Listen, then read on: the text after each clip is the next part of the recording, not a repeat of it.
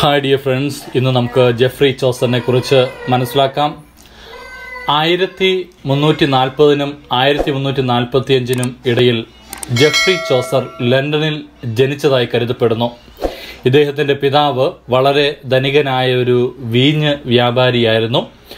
1357 അദ്ദേഹം ഒരു പേജായിട്ട്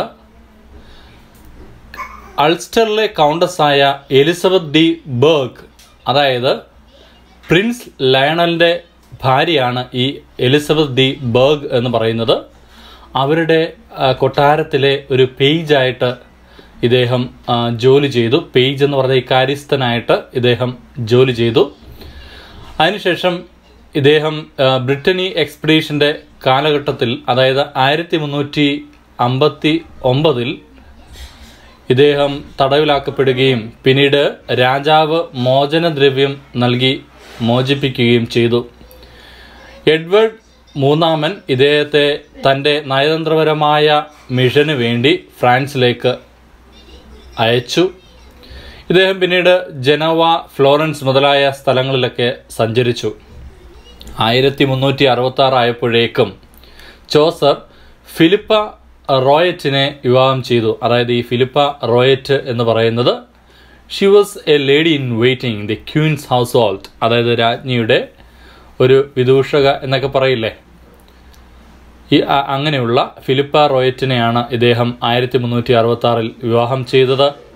ഫിലിപ്പയുടെ സഹോദരി ആയിരുന്നു കാതറിൻ സിൻഫോർഡ്.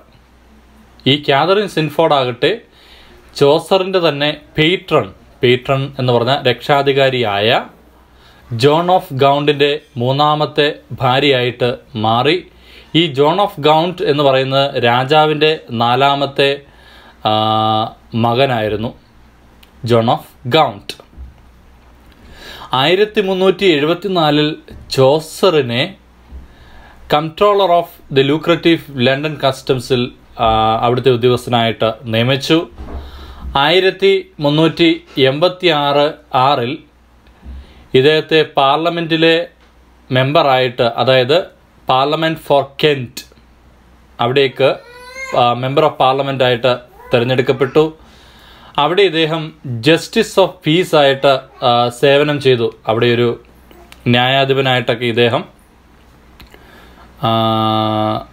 ജോലി ചെയ്തു. അതായത് സമാധാനത്തിൻ്റെ ന്യായാധിപനായിട്ട് ഇദ്ദേഹം അവിടെ സേവനം ചെയ്തു. 1389 ഇദ്ദേഹം രാജാവിൻ്റെ, അതായത് ഈ ലോയൽ ബിൽഡിംഗ് പ്രോജക്ട്സ് ഒക്കെ ഉണ്ടല്ലോ, റോയൽ ബിൽഡിംഗ് പ്രോജക്ട്സ് ഒക്കെ, രാജാവിൻ്റെ ഈ വിവിധ ബിൽഡിംഗ് പ്രോജക്ട്സുകളുടെയൊക്കെ മേൽനോട്ടം വഹിക്കുന്ന ഒരു ക്ലർക്കായിട്ട് ഇദ്ദേഹം നിയമിക്കപ്പെട്ടു. He held a number of royal posts, serving both Edward III and his successor Richard II. അതായത് ഈ എഡ്വേർഡ് മൂന്നാമൻ്റെ കാലഘട്ടത്തിലും പിന്നീട് അദ്ദേഹത്തിൻ്റെ പിൻഗാമിയായ റിച്ചാർഡ് രണ്ടാമൻ്റെ കാലഘട്ടത്തിലുമൊക്കെ കൊട്ടാരത്തിൽ വിവിധ പോസ്റ്റുകളിൽ, വിവിധ വകുപ്പുകളിൽ ഇദ്ദേഹം തൻ്റെ സേവനം കാഴ്ചവെച്ചു. എഡ്വേർഡ് മൂന്നാമൻ്റെ കാലഘട്ടത്തിലും റിച്ചാർഡ് രണ്ടാമൻ്റെ കാലഘട്ടത്തിലും ഹെൻറി നാലാമൻ്റെ കാലഘട്ടത്തിലുമൊക്കെ ഈ ചോസർ ജീവിച്ചിരിക്കുകയും ഈ വിവിധ രാജകൊട്ടാരത്തിലെ വിവിധ തസ്തികകളിൽ അദ്ദേഹം സേവനമനുഷ്ഠിക്കുകയും ചെയ്തു. He was the first poet to be buried in Westminster Abbey, known as the Poets' Corner. അതായത് പോയറ്റ്സ് കോർണർ എന്നറിയപ്പെടുന്ന ഈ വെസ്റ്റ്മിനിസ്റ്റർ ആബിയിൽ ആദ്യമായിട്ട് അടക്കം ചെയ്യപ്പെട്ട കവി എന്ന് പറയുന്നത് ചോസറാണ്. അർണോൾഡ് ഇദ്ദേഹത്തെ ഇംഗ്ലീഷ് കവിതകളുടെ പിതാവ്, ഫാദർ ഓഫ് ഇംഗ്ലീഷ് പോയട്രി ആയിട്ട് വിളിച്ചു. ലെജൻഡ്സ് ഓഫ് ഗുഡ് വിമൻ ഇദ്ദേഹത്തിൻ്റെ കൃതിയാണ്. അതിലെ 9 ലെജൻഡ്സ് എന്ന് പറയുന്നത് Cleopatra, Thisbe, Dido, Hypsipyle, Medea, Lucrece, Ariadne, Philomela, Phyllis and Hypermnestra മുതലായ 9 ലെജൻഡ്സ് ഉണ്ട്. പിന്നീട് ഡ്രൈഡൻ ഈ കാൻറ്റർബറി ടെയിൽസ് മോഡേൺ ഇംഗ്ലീഷിൽ റീറൈറ്റ് ചെയ്തു. ആധുനിക ഇംഗ്ലീഷിലേക്ക് അത് വീണ്ടും രചിച്ചു ഡ്രൈഡൻ. പിന്നീട് ഇദ്ദേഹമാണ് ആദ്യത്തെ നാഷണൽ പോയറ്റ് ഓഫ് ഇംഗ്ലണ്ട്, അതായത് ഇംഗ്ലണ്ടിലെ ആദ്യത്തെ ദേശീയ കവി എന്ന് പറയുന്നത് ചോസറാണ്.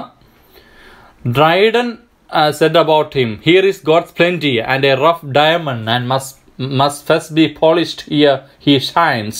നോക്കി, ഓൾഡ് ഇംഗ്ലീഷിൽ കൊടുത്തിരിക്കുകയാണ് ഹിയർ ഈസ് ഗോഡ്സ് പ്ലെൻറ്റി. അത് നമുക്ക് മനസ്സിലാവുമല്ലോ. ഇവിടെ ദൈവത്തിൻ്റെ സമൃദ്ധിയുണ്ട്. പ്ലെൻറ്റി എന്ന് പറഞ്ഞാൽ സമൃദ്ധമായ, സമൃദ്ധിയുള്ള എന്നൊക്കെ ഉള്ള അർത്ഥമാണ്. ധാരാളം. നോക്കി, ഇവിടെ ദൈവത്തിൻ്റെ സമൃദ്ധി എന്നുള്ള രീതി ദൈവത്തിൻ്റെ രചനകളെയാണ്. അടുത്തത് A rough diamond and must first B polished, year he shines, year before he shines എന്നുള്ള അർത്ഥം ഓൾഡ് ഇംഗ്ലീഷിലാണ് കൊടുത്തിരിക്കുന്നത്. നോക്കിയേ, അതായത് പരിപരുത്ത ഒരു വജ്രം അത് നന്നായിട്ട് പോളിഷ് ചെയ്യണം, നന്നായിട്ട് മിനുസമുള്ളതാക്കി മാറ്റണം, അത് തിളങ്ങുന്നതിന് മുമ്പ് എന്നുള്ള രീതിയിൽ ഡ്രൈഡൻ ഇദ്ദേഹത്തെക്കുറിച്ച് പറഞ്ഞിട്ടുണ്ട്. ബൊക്കാഷിയോ ഈ വളരെ വലിയ സ്വാധീനം ചോസറിൻ്റെ മേൽ ചെലുത്തിയിട്ടുണ്ട്.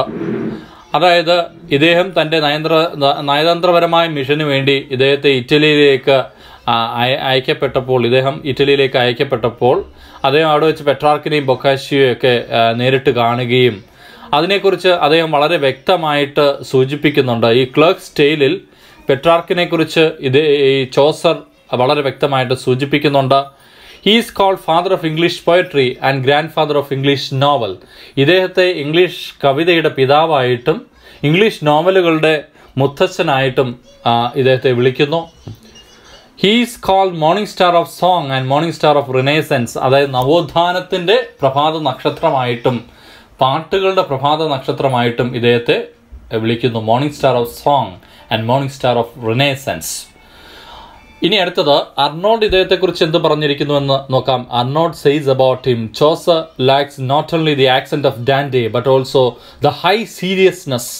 അതായത് അർണോൾഡിൻ്റെ അഭിപ്രായത്തിൽ ചോസറിൽ നമുക്ക് ഡാൻഡയുടെ ആക്സെൻറ്റോ അല്ലെങ്കിൽ അദ്ദേഹത്തിൻ്റെ ഹൈ സീരിയസ്നെസ്, വലിയ ഗൗരവമായ ഒരു രചനാശൈലിയോ അല്ലെങ്കിൽ ഡാൻഡയുടെ ആ ഒരു ആക്സെന്റ്, ഒരു ഉച്ചാരണ ശൈലിയോ ഒന്നും നമുക്ക് ഇദ്ദേഹത്തിൽ കാണുവാനായിട്ട് സാധിക്കുന്നില്ല. ആ ഒരു ശൈലികളൊന്നും ഇദ്ദേഹത്തിൽ കാണുന്നില്ല എന്ന് അർണോൾഡ് അഭിപ്രായപ്പെടുന്നു. He is the first one to use ottava rima in the book of Duchess. തൻ്റെ ബുക്ക് ഓഫ് ഡച്ചസിലാണ് ഇദ്ദേഹം ആദ്യമായിട്ട് ഒറ്റാവ റിമ യൂസ് ചെയ്തിരിക്കുന്നത്. ഒറ്റാവ റിമ എന്ന് പറഞ്ഞാൽ നമുക്കറിയാം, it is the 8 syllable line in couplet rhyming. അതായത് 8 syllable ലൈനാണ് ഒറ്റാവ റിമ എന്ന് പറയുന്നത്. ഈ ഒറ്റാവ റിമ ഇദ്ദേഹം തൻ്റെ ദ ബുക്ക് ഓഫ് ഡച്ചസിൽ ഉപയോഗിച്ചിട്ടുണ്ട്. ഇതൊരു കപ്ലറ്റ് റൈമിംഗ് സ്കീമാണ് ottava rima. He first used heroic couplet in the legends of good women. പിന്നീട് ഇദ്ദേഹം ഹീറോയിക് കപ്ലറ്റ് എന്ന് പറയുന്ന റൈമിംഗ് തൻ്റെ the legends of good women എന്ന് പറയുന്ന കൃതിയിൽ ഉപയോഗിച്ചിട്ടുണ്ട്. ആദ്യമായിട്ട് ഇദ്ദേഹം ഉപയോഗിച്ചു. Heroic couplet is 10 syllable line rhyming in couplet that is decasyllabic couplet. അതായത് ഹീറോയിക് കപ്ലറ്റ് എന്ന് പറയുന്നത് 10 syllable line rhyming in couplets. Decasyllabic കപ്ലറ്റിൽ റൈം ചെയ്യുന്ന 10 syllable ലൈനാണ് ഹീറോയിക് കപ്ലറ്റ്. ഈ ഹീറോയിക് കപ്ലറ്റ് അദ്ദേഹം the legends of good women എന്ന് പറയുന്ന തൻ്റെ കൃതിയിൽ ആദ്യമായിട്ട് ഉപയോഗിച്ചു. He first used Rhyme Royal in Troilus and Cressida. Rhyme Royal is 10 syllable line arranged in 7 line stanza. അതായത് റൈം റോയൽ എന്ന് പറയുന്നത് 10 syllable ലൈനാണ്. അത് പ്രത്യേകമായിട്ട് അറേഞ്ച് ചെയ്തിരിക്കുന്നത് 7 ലൈൻ സ്റ്റാൻസയിൽ. ഓരോ സ്റ്റാൻസയിലും 7 ലൈൻസ് വീതം ABAB-BCC എന്ന് പറയുന്ന റൈമിംഗ് സ്കീമിലാണ് ഇത് അറേഞ്ച് ചെയ്തിരിക്കുന്നത്. ചോസസ് Troilus and Criseyde is called novel in verse. അതായത് ഗദ്യ രൂപേണയുള്ള നോവൽ എന്ന രീതിയിൽ അറിയപ്പെടുന്നു ഈ ചോസറിൻ്റെ ട്രോയിലസ് ആൻഡ് ക്രിസീദ എന്ന് പറയുന്ന കൃതി. In the House of Fame ചോസസ് resemblance is closer to Dante's Divine Comedy. അതായത് ഹൗസ് ഓഫ് ഫെയിം എന്ന് പറയുന്നത് ഏകദേശം ഡാൻറ്റയുടെ ഡിവൈൻ കോമഡി എന്ന് പറയുന്ന കൃതിയോട് സാദൃശ്യം തോന്നുന്ന ഒരു സാഹിത്യ സൃഷ്ടിയാണ്. W.J. Long called the prologue to the Canterbury Tales as the prologue to modern fiction because of its realism. അതായത് W.J. ലോങ് ഈ പ്രൊലോഗ് ടു ദി കാൻറ്റർബറി ടെയിൽസിനെ the prologue to modern fiction, അതായത് ആധുനിക കഥകളുടെ ഒരു ഇൻട്രൊഡക്ഷൻ, ഒരു prologue ആയിട്ടാണ് ഈ പ്രൊലോഗ് ടു ദി കാൻറ്റർബറി ടെയിൽസിനെ W.J. ലോങ് വിളിച്ചത്. The general prologue of the Canterbury tales contains 858 lines. അതായത് ഈ കാൻറ്റർബറി ടെയിൽസിൻ്റെ ജനറൽ പ്രൊലോഗിൽ ഏകദേശം 858 ലൈനുകളാണ് ഉള്ളത്. ഈ ഒരു കാൻറ്റർബറി ടെയിൽസിൻ്റെ ആ ഒരു ജനറൽ പ്ലാൻ എന്ന് പറയുന്നത്, ആ ഒരു ആശയം ആക്ച്വലി ബൊക്കാച്ചിയോയുടെ ഡെക്കാമറൻ എന്ന് പറയുന്ന കൃതിയിൽ നിന്നാണ് ചോസർ കടമെടുത്തിരിക്കുന്നത്. കാൻറ്റർബറി ടെയിൽസിൽ നമുക്ക് കാണുവാനായിട്ട് സാധിക്കും ഈ തീർത്ഥാടകർ പിൽഗ്രിംസ് തോമസ് ബക്കറ്റിൻ്റെ ആ ഒരു ശ്രൈനിലേക്ക് പോവുകയാണ്. അതായത് ഏപ്രിൽ മാസത്തിലാണ് പോകുന്നത്. ഇതിൽ ഏകദേശം നമുക്ക് 21 തീർത്ഥാടകർ ഈ ഒരു കാൻറ്റർബറി ടെയിൽസിൽ പ്രത്യക്ഷപ്പെടുന്നുണ്ട്. അതായത് ചോസർ തൻ്റെ ട്രോയിലസ് ആൻഡ് ക്രുസീദ ഒരു പ്രോസ് ഗദ്യ ശൈലിയിൽ രചിച്ചിരുന്നെങ്കിൽ ഒരിക്കലും റിച്ചാർഡ്സൻ്റെ പമീല എന്ന് പറയുന്ന കൃതി ഇംഗ്ലീഷിലെ ആദ്യത്തെ നോവലാകുമായിരുന്നില്ല എന്ന് S.D. നെയിൽ അഭിപ്രായപ്പെടുന്നുണ്ട്. Had Chaucer written in prose it's possible his Troilus and Criseyde and not Richardson's Pamela would be celebrated as first English novel. പിന്നീട് നമുക്ക് മനസ്സിലാക്കുവാൻ സാധിക്കുന്നു എഡ്മണ്ട് സ്പെൻസർ തൻ്റെ Faerie Queene called Chaucer well of English undefiled. അതായത് തൻ്റെ ഫെയറി ക്യൂനിൽ Edmund Spenser ചോസറിനെ വെൽ ഓഫ് ഇംഗ്ലീഷ് അൺഡിഫൈൽഡ്, അതായത് പ്യുവർ ഇംഗ്ലീഷിൻ്റെ, അതായത് പരിശുദ്ധമായ ഇംഗ്ലീഷിൻ്റെ ഒരു വെൽ, കിണറായിട്ട് ഇദ്ദേഹത്തെ വിശേഷിപ്പിക്കുന്നു. അടുത്തത് നമ്മൾ പിന്നീട് മനസ്സിലാക്കുന്നു നെവിൽ കോഗിൽ ഈ കാൻറ്റർബറി ടെയിൽസിനെ വ്യാഖ്യാനിക്കുന്നത് 20th സെഞ്ച്വറി ഇംഗ്ലീഷ്, 20ാം നൂറ്റാണ്ടിലെ ആ ഒരു ആധുനിക ഇംഗ്ലീഷിൽ ഈ നെവിൽ കൊഗിൽ കാൻറ്റർബറി ടെയിൽസിനെ ഇൻ്റർപ്രറ്റ് ചെയ്യുന്നുണ്ട്. പിന്നീട് ആൽബർട്ട് ചോസറിനെ ഇപ്രകാരം വിളിച്ചു the earliest of the great moderns, അതായത് മഹത്തായ ആധുനികന്മാരിലെ ആദ്യത്തെ ആൾ എന്നുള്ള രീതിയിൽ ആൽബർട്ട് ഇദ്ദേഹത്തെ വിളിച്ചു.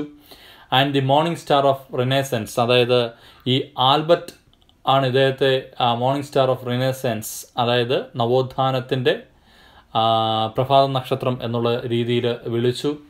ഡ്രൈഡൻ ഇദ്ദേഹത്തെ വിളിച്ചത് ഫാദർ ഓഫ് ഇംഗ്ലീഷ് പോയട്രി, അതായത് ഇംഗ്ലീഷ് കവിതകളുടെ പിതാവ് എന്നുള്ള രീതിയിൽ ഡ്രൈഡൻ ഇദ്ദേഹത്തെ വിളിച്ചു.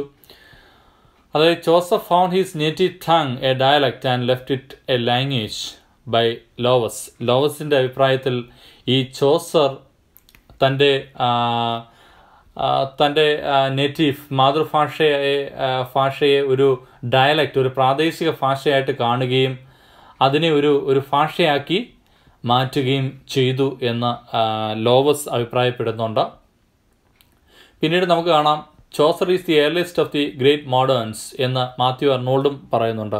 അതായത് മഹത്തായ ആധുനികന്മാരിലെ ആദ്യത്തെ ആൾ എന്നുള്ള രീതിയിൽ അർണോൾഡും ഇദ്ദേഹത്തെ വിളിക്കുന്നുണ്ട്, ആൽബർട്ടും ഇദ്ദേഹത്തെ വിളിക്കുന്നുണ്ട്.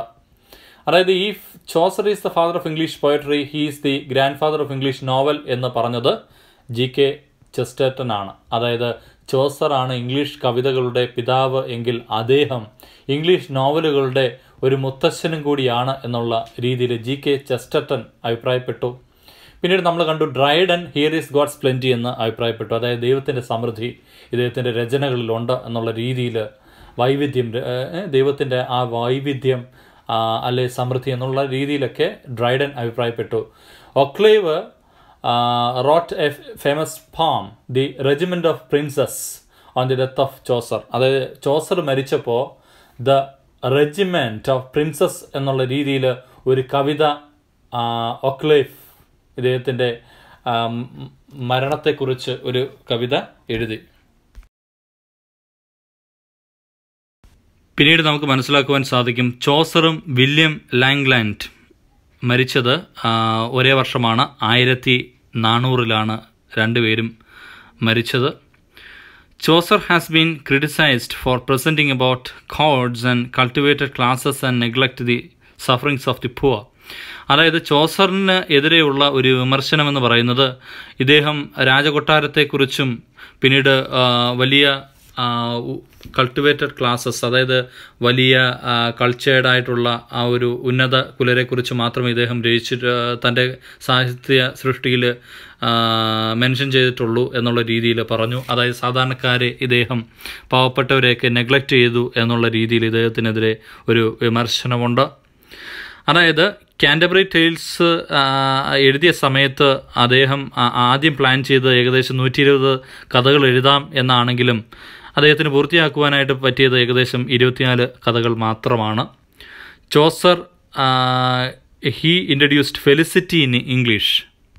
അതായത് ഫെലിസിറ്റി എന്ന് പറഞ്ഞാൽ ഈ സാഹിത്യകാരന്മാരൊക്കെ ഉദ്ദേശിക്കുന്ന കാര്യം, തങ്ങൾ എക്സ്പ്രസ് ചെയ്യാൻ ഉദ്ദേശിക്കുന്ന കാര്യങ്ങൾ കറക്റ്റായിട്ട് എക്സ്പ്രസ് ചെയ്യാനുള്ള ആ ഒരു കഴിവിനെയാണ് ഫെലിസിറ്റി എന്ന് പറയുന്നത്.